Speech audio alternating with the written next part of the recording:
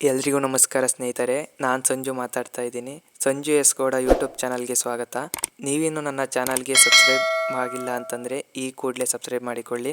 ಹಾಗೆ ನಿಮ್ಮ ಫ್ರೆಂಡ್ಸ್ ಮತ್ತು ಫ್ಯಾಮಿಲಿಗೆ ಶೇರ್ ಮಾಡಿ, ಲೈಕ್ ಮಾಡಿ, ಸಪೋರ್ಟ್ ಮಾಡಿ ಸ್ನೇಹಿತರೆ.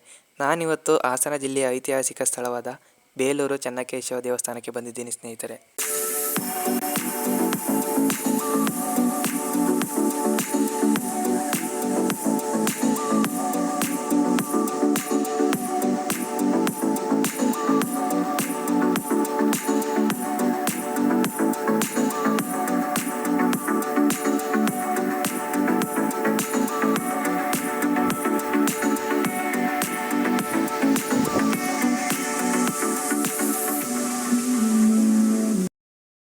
ನಾನು ಬಂದಿದ್ದೀನಿ ಇವತ್ತು ಬೇಲೂರಿನ ಚೆನ್ನಕೇಶವ ದೇವಸ್ಥಾನಕ್ಕೆ ಸ್ನೇಹಿತರೆ. 103 ವರ್ಷದ ಚೆನ್ನಕೇಶವ ದೇವಸ್ಥಾನಕ್ಕೆ.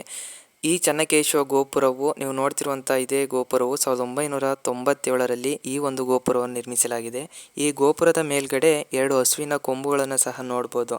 ಅದೇ ತರಹ ಪಂಚಭೂತಗಳ ಸಂಕೇತವಾಗಿ 5 ಕಳಸಗಳನ್ನು ಈ ಗೋಪುರದ ಮೇಲೆ ಇರಿಸಿದ್ದಾರೆ, ನಾವು ನೋಡ್ಬೋದು ಸ್ನೇಹಿತರೆ. ಬನ್ನಿ ಸ್ನೇಹಿತರೆ, ದೇವಸ್ಥಾನದ ಒಳಗಡೆ ಹೋಗೋಣ. ಇದೇ ನೋಡಿ ದೇವಸ್ಥಾನದ ದ್ವಾರ ಬಾಗಿಲು. ದೇವಾಲಯದ ಒಳಗಡೆ ಬಂದಿದ್ದೀನಿ. ಈ ದೇವಾಲಯವನ್ನು ಮೊದಲು ವೇಲಾಪುರಿ ಅಂತ ಕರೀತಿದ್ರು. 1117ರಲ್ಲಿ ತಲಕಾಡು ಸಮೀಪದಲ್ಲಿ ಹೊಯ್ಸಳರು ಮತ್ತು ಚೋಳರ ನಡುವೆ ಯುದ್ಧ ನಡೆಯುತ್ತೆ. ಈ ಯುದ್ಧದಲ್ಲಿ ಚೋಳರು ವಿಜಯವನ್ನು ಸಾಧಿಸ್ತಾರೆ. ಈ ವಿಜಯದ ನೆನಪಿಗಾಗಿ ಚೆನ್ನಕೇಶವ ದೇವಸ್ಥಾನವನ್ನು ಸ್ಥಾಪಿಸ್ತಾರೆ. 1117ರಲ್ಲಿ ನಿರ್ಮಿಸಲು ಪ್ರಾರಂಭವಾಗಿ 1220ರಲ್ಲಿ ಪೂರ್ತಿಗೊಳಿಸ್ತಾರೆ.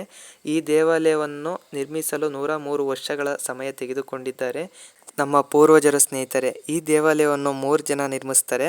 ವಿಷ್ಣುವರ್ಧನ ರಾಜರು ಕಟ್ಟಲು ಪ್ರಾರಂಭಿಸ್ತಾರೆ. ನಂತರ ಮಗ ನರಸಿಂಹನು ಮುಂದುವರಿಸಿಕೊಂಡು ಬಂದರು. ನಂತರ ತನ್ನ ಮೊಮ್ಮಗ ವೀರಬಲ್ಲಾಳನು ಪೂರ್ತಿಯಾಗಿ ನಿರ್ಮಾಣವನ್ನು ಮಾಡ್ತಾನೆ. ಈ ದೇವಾಲಯವನ್ನು ಬಳಪದ ಕಪ್ಪು ಕಲ್ಲಿನಿಂದ ನಿರ್ಮಿಸಲಾಗಿದೆ. ಈ ಬಳಪದ ಕಲ್ಲಿನ ಪ್ರತ್ಯೇಕ ಏನೆಂದರೆ, ಈ ಕಲ್ಲು ಭೂಮಿಯ ಒಳಗಡೆ ಇದ್ದರೆ ಮೃದುವಾಗಿರುತ್ತದೆ ಮತ್ತು ಹೊರಗಡೆ ತೆಗೆದರೆ ಗಟ್ಟಿಯಾಗಿರುತ್ತದೆ ಸ್ನೇಹಿತರೆ. ಈ ಬಳಪದ ಕಲ್ಲಿನಿಂದಲೇ ಅದ್ಭುತವಾದ ಕೆತ್ತನೆಯನ್ನು ಮಾಡಿದ್ದಾರೆ ಈ ಶಿಲ್ಪಿಗಳು. ನೀವು ನೋಡ್ತಿರ್ಬೋದು, ಈ ದೇವಾಲಯವನ್ನು ಇಂಟರ್ಲಾಕಿಂಗ್ ಸಿಸ್ಟಮ್ನಿಂದ ನಿರ್ಮಿಸಿದ್ದಾರೆ. ಅಂದರೆ ಈ ಕಲ್ಲನ್ನು ಒಂದು ಕಲ್ಲಿನಿಂದ ಇನ್ನೊಂದು ಕಲ್ಲಿನಿಂದ ಲಾಕ್ ಮಾಡಿದ್ದಾರೆ ಸ್ನೇಹಿತರೆ. ಈ ದೇವಾಲಯದಲ್ಲಿ ನಾವು 10,000 ವಿಗ್ರಹಗಳನ್ನು ನೋಡ್ಬೋದು ಅಂತಲೂ ಸಹ ಹೇಳಿದ್ದಾರೆ ಸ್ನೇಹಿತರೆ. ಹಾಗೆ ಮುಂದೆ ಬಂದರೆ ಇದು ಹೊಯ್ಸಳರ ರಾಜಲಾಂಛನ, ರಾಜಮುದ್ರೆ ಸಲ. ಹುಲಿಯ ಜೊತೆ ಹೋರಾಟ ಮಾಡಿ ಹುಲಿಯನ್ನು ಕೊಲ್ಲುತ್ತಿರುವ ದೃಶ್ಯವನ್ನು ನೋಡ್ಬೋದು. ಇವನ ಹೆಸರು ಸಲ. ಇವನು ಹೊಯ್ಸಳ ಸಾಮ್ರಾಜ್ಯದ ಸ್ಥಾಪಕ ಅಂತಲೂ ಸಹ ಹೇಳ್ತಾರೆ ಸ್ನೇಹಿತರೆ. ಇವನನ್ನು ಹೊಯ್ಸಳರ ಮೂಲ ಪುರುಷ ಅಂತಲೂ ಸಹ ಕರೀತಾರೆ ಸ್ನೇಹಿತರೆ. ನೀವು ನೋಡ್ತಿರ್ಬೋದು, ಈ ದೇವಸ್ಥಾನದ ಬಾಗಿಲಿನ ಮೇಲೆ ವಿಷ್ಣುವಿನ ವಾಹನ ಗರುಡವಿದೆ. ಗರುಡದ ಮೇಲೆ ವಿಷ್ಣುವಿನ 4ನೇ ಅವತಾರ ನರಸಿಂಹಸ್ವಾಮಿಯ ಅವತಾರವಿದೆ ಸ್ನೇಹಿತರೆ. ನರಸಿಂಹಸ್ವಾಮಿಯ ಮೇಲೆ ವಿಷ್ಣುವಿನ 10 ದಶಾವತಾರಗಳನ್ನು ಸಹ ನಾವು ನೋಡ್ಬೋದು ಸ್ನೇಹಿತರೆ. ದೇವಸ್ಥಾನದ ಒಳಗಡೆ ಬಂದಿದ್ದೀನಿ ಸ್ನೇಹಿತರೆ. ಈ ದೇವಸ್ಥಾನದ ಸ್ಥಳ ಪುರಾಣ ಏನಪ್ಪ ಅಂದರೆ, ಭಸ್ಮಾಸುರನ ಸಂಹಾರ ಮಾಡಲು ವಿಷ್ಣು ಮೂರ್ತಿ ಮೋಹಿನಿ ಅವತಾರವನ್ನು ಎತ್ತುತ್ತಾನೆ. ಈ ಪ್ರದೇಶದಲ್ಲಿ ಭಸ್ಮಾಸುರನನ್ನು ಸಂಹಾರ ಮಾಡಿದನಂತೆ. ಈ ಕ್ಷೇತ್ರದ ಪುರಾಣದಿಂದ ವಿಷ್ಣುವಿನ ಮೂರ್ತಿಗೆ ಮೋಹಿನಿ ಅವತಾರ ಮಾಡ್ತಾರೆ. ತುಂಬ ಚೆನ್ನಾಗಿರುತ್ತೆ ಸ್ನೇಹಿತರೆ, ನೀವು ನೋಡ್ತಿರ್ಬೋದು. ಹಾಗೆಯೇ ಗರ್ಭಗುಡಿಯ ಬಾಗಿಲಿನ ಮೇಲೆ, ಈ ಬಾಗಿಲಿನ ಮೇಲೆ ಲಕ್ಷ್ಮೀನಾರಾಯಣನನ್ನು ನೋಡ್ಬೋದು ಸ್ನೇಹಿತರೆ. ಈ ಗರ್ಭಗುಡಿಯ ಮೇಲೆ ಕಾಲ್ಪನಿಕವಾದ ಕೆತ್ತನೆಯೂ ಸಹ ಇದೆ. 7 ಪ್ರಾಣಿಯ ಭಾಗವನ್ನು ಸೇರಿ ಒಂದು ಪ್ರಾಣಿಯನ್ನು ಮಾಡಿದ್ದಾರೆ. ಹಂದಿಯ ದೇಹ, ಸಿಂಹದ ಕಾಲು, ಮೊಸಳೆ ಬಾಯಿ, ಆನೆಯ ಸೊಂಡಿಲು, ಹಸುವಿನ ಕಿವಿ, ಕೋತಿಯ ಕಣ್ಣು, ನವಿಲಿನ ಬಾಲ ಇವೆಲ್ಲವೂ ಸಹ ಇದೆ ಸ್ನೇಹಿತರೆ. ಇದನ್ನು ಮಕರ ತೋರಣ ಅಂತಲೂ ಸಹ ಕರೀತಾರೆ ಸ್ನೇಹಿತರೆ. ಈ ದೇವಸ್ಥಾನದಲ್ಲಿ 48 ಕಂಬಗಳಿವೆ. ಒಂದು ಕಂಬದ ಥರ ಇನ್ನೊಂದು ಕಂಬ ಇರೋದಿಲ್ಲ ಸ್ನೇಹಿತರೆ. ಹಾಗೆಯೇ ಪ್ರತಿಯೊಂದು ಕಂಬಕ್ಕೂ ಅದರದ್ದೇ ಆದ ಪ್ರತ್ಯೇಕ ಕೆತ್ತನೆಯೂ ಸಹ ಇದೆ ಸ್ನೇಹಿತರೆ. ಯಾವುದೇ ಟೆಕ್ನಾಲಜಿ ಇಲ್ಲದೆ ಆಗಿನ ಕಾಲದಲ್ಲಿಯೇ ಇಂತಹ ಕೆತ್ತನೆಗಳನ್ನು ಮಾಡಿದ್ದಾರೆ ಸ್ನೇಹಿತರೆ. ಹಾಗೆಯೇ ಯಾವುದೇ ಕಂಬವನ್ನು ನೋಡಿದರೂ ಸಹ ಒಂದಕ್ಕಿಂತ ಒಂದು ವಿಭಿನ್ನವಾಗಿದ್ದಾವೆ ಸ್ನೇಹಿತರೆ. ಹಾಗೆಯೇ ಈ ಕಂಬಗಳನ್ನು ನೋಡಿದರೆ ನೋಡುತ್ತಾ ಇರಬೇಕು ಅಂತ ಅನಿಸುತ್ತದೆ. ಈ ಎಲ್ಲ 48 ಕಂಬಗಳಲ್ಲಿ ಒಂದಾದ ಈ ಒಂದು ಕಂಬದಲ್ಲಿ ಎಷ್ಟು ವಿಗ್ರಹಗಳಿವೆ, ಅಷ್ಟು ವಿಗ್ರಹಗಳನ್ನು ಒಂದೇ ಕಂಬದಲ್ಲಿ ಕೆತ್ತನೆಯನ್ನು ಮಾಡಿದ್ದಾರೆ. ಆದರೆ ಆಗಿನ ಕಾಲದ ಶಿಲ್ಪಿಗಳ ನೈಪುಣ್ಯತೆಯನ್ನು ಎಷ್ಟು ಚೆನ್ನಾಗಿತ್ತೋ ಅಂತ ನೀವೇ ಗಮನಿಸಿ ಸ್ನೇಹಿತರೆ.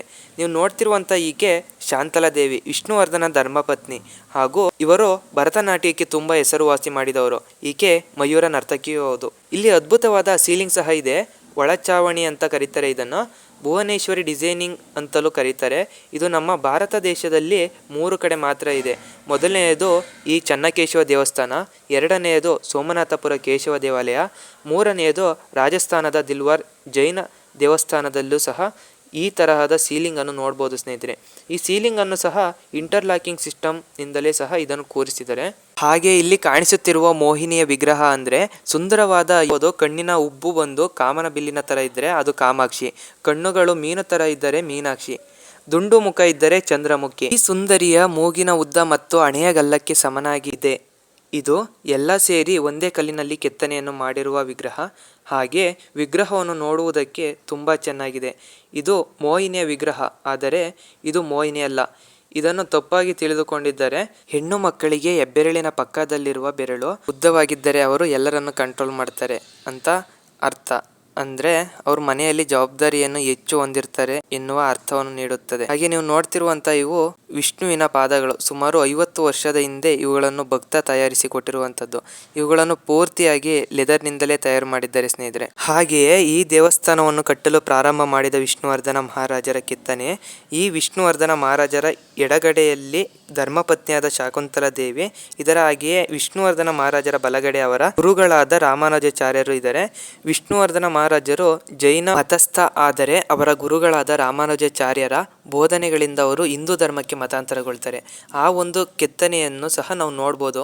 ನೀವು ನೋಡ್ತಿರುವಂತಹ ವಿಗ್ರಹಗಳು ಅದರದ್ದೇ ಆದಂತಹ ವಿಶೇಷತೆಗಳನ್ನು ತೋರಿಸುತ್ತವೆ. ಹಾಗೆ ಆನೆಗಳು, ಈ ಆನೆಗಳ ಪ್ರತ್ಯೇಕ ಏನೆಂದರೆ ಇವು ಸುಮಾರು ದೇವಸ್ಥಾನದ ಸುತ್ತಲೂ 650 ಮೇಲೆಯೇ ಆನೆಗಳು ಇರಬಹುದು. ಆದರೆ ಈ ಎಲ್ಲ ಆನೆಗಳು ಒಂದು ಆನೆಯ ಹಾಗೆ ಇನ್ನೊಂದು ಆನೆ ಇಲ್ಲ. ಇದು ಅದರದ್ದೇ ಆದಂತಹ ವೈಶಿಷ್ಟ್ಯತೆಗಳನ್ನು ಸಹ ಹೊಂದಿದೆ. ಹಾಗೆಯೇ ಚಿಕ್ಕ ಚಿಕ್ಕ ಸೂಕ್ಷ್ಮವಾಗಿಯೇ ಕಲ್ಲಿನ ಕೆತ್ತನೆಗಳನ್ನು ಮಾಡಿದರೆ ಅವುಗಳನ್ನು ಸಹ ನೋಡ್ಬೋದು. ಆಗಿನ ಕಾಲದ ಜೀವನದ ವಿಧಾನ ಶೈಲಿ ಹೇಗೆ ಇತ್ತು ಎನ್ನುವುದನ್ನು ಸಹ ಸೂಚಿಸುತ್ತದೆ. ಇಲ್ಲಿಯವರೆಗೂ ನೋಡಿದ್ದು ಆಗಿನ ಕಾಲದ ಜೀವನದ ವಿಧಾನ. ಈಗ ನಾವು ನೋಡ್ತಾ ಇರೋದು ದೇವರುಗಳ ವಿಗ್ರಹ. ಇದು ದೇವಸ್ಥಾನದ ಹಿಂದೆ ಇರುತ್ತದೆ. ಹಾಗೆಯೇ ಈ ದೇವಸ್ಥಾನದ ಮಂಟಪದ ಕೆಳಗಡೆ ಆನೆಗಳಿರುತ್ತವೆ. ಆನೆಗಳ ಮೇಲೆ ಸಿಂಹವಿರುತ್ತದೆ. ಸಿಂಹದ ಮೇಲೆ ಕುದುರೆಗಳು ಕಾಣ್ತಿದ್ದಾವೆ. ಹಾಗೆಯೇ ಆನೆಯನ್ನು ಕೆಳಗಡೆಯಲ್ಲೇ ಯಾಕೆ ಇಟ್ಟಿದ್ದಾರೆ ಅಂದರೆ ದೇವಸ್ಥಾನದ ಭಾರವನ್ನು ಹೊರುತ್ತವೆ ಎನ್ನುವ ಕಾರಣ. ನೀವು ನೋಡ್ತಿರುವಂತಹ ವಿಗ್ರಹಗಳು ವಿಷ್ಣುವಿನ ಮೂರ್ತಿಗಳನ್ನು ಹಾಗೂ ವಿಗ್ರಹಗಳನ್ನು ನಾವು ನೋಡ್ಬೋದು ದೇವಸ್ಥಾನದ ಹಿಂದುಗಡೆ. ಇದು ವಿಷ್ಣು ಮೂರ್ತಿಯ ಹೆಂಡತಿಯಾದ ಶ್ರೀದೇವಿಯ ದೇವಸ್ಥಾನ. ಹಾಗೆಯೇ ಈ ಭೂದೇವಿಯ ದೇವಸ್ಥಾನದ ಪಕ್ಕದಲ್ಲಿಯೇ ಕಾಣಿಸುತ್ತದೆ ಕಲ್ಯಾಣ ಮಂಟಪವೂ ಕಾಣಿಸುತ್ತದೆ. ಈ ಕಲ್ಯಾಣ ಮಂಟಪವನ್ನು ಶ್ರೀಕೃಷ್ಣ ದೇವರೆಯನ್ನು ಕಟ್ಟಿಸಿದ್ದಾನೆ. ಈ ಕಲ್ಯಾಣ ಮಂಟಪದ ಪಕ್ಕದಲ್ಲಿಯೇ ಶ್ರೀ ಲಕ್ಷ್ಮೀ ದೇವಸ್ಥಾನವನ್ನು ಸಹ ನಾವು ನೋಡ್ಬೋದು. ಹಾಗೆಯೇ ಸ್ವಲ್ಪ ಮುಂದೆ ಬಂದರೆ ವಿಷ್ಣುವಿನ ಪಾದಗಳು ಕಾಣಿಸುತ್ತವೆ. ದೇವಸ್ಥಾನದ ಬಾಗಿಲು ಕ್ಲೋಸ್ ಆಗಿದ್ದಾಗ ವಿಷ್ಣುವಿನ ಪಾದವನ್ನು ನಮಸ್ಕರಿಸಿ ಹೋಗ್ಬೋದು ಸ್ನೇಹಿತರೆ. ಈ ದೇವಸ್ಥಾನದ ಹಿಂದ್ಗಡೆ ನಾವು ಕಾಣ್ಬೋದು. ದೇವಸ್ಥಾನದ ಮುಂದೆ ಕಾಣುವ ಈ ಕಂಬವು 36 ಅಡಿ ಇದೆ. ಆದರೆ ಈ ಕಂಬವು 3 ಕಡೆ ಗಾಳಿಯಲ್ಲಿ ತೇಲುತ್ತದೆ. ಒಂದು ಕಡೆ ಮಾತ್ರ ಭೂಮಿಗೆ ಟಚ್ ಆಗಿದೆ ಸ್ನೇಹಿತರೆ. ಅದನ್ನು ಸಹ ನಾವು ನೋಡ್ಬೋದು. ಈ ದೇವಸ್ಥಾನದ ಬಗ್ಗೆ ನೀವು ತಿಳಿದುಕೊಂಡ್ರಲ್ವಾ ಸ್ನೇಹಿತರೆ. ಈ ವಿಡಿಯೋ ನಿಮಗೆ ಇಷ್ಟವಾಗಿದೆ ಎಂದು ಭಾವಿಸುತ್ತೇನೆ. ಈ ವಿಡಿಯೋ ನಿಮಗೆ ಇಷ್ಟವಾಗಿದ್ದರೆ ಲೈಕ್ ಮಾಡಿ, ಕಮೆಂಟ್ ಬಾಕ್ಸ್ನಲ್ಲಿ ನಿಮ್ಮ ಅನಿಸಿಕೆಗಳನ್ನು ಹಂಚಿಕೊಳ್ಳಿ ಸ್ನೇಹಿತರೆ. ಇದೇ ತರಹದ ವಿಡಿಯೋಗಳನ್ನು ಮಾಡಲು ಪ್ರೇರೇಪಣೆ ಆಗುತ್ತದೆ.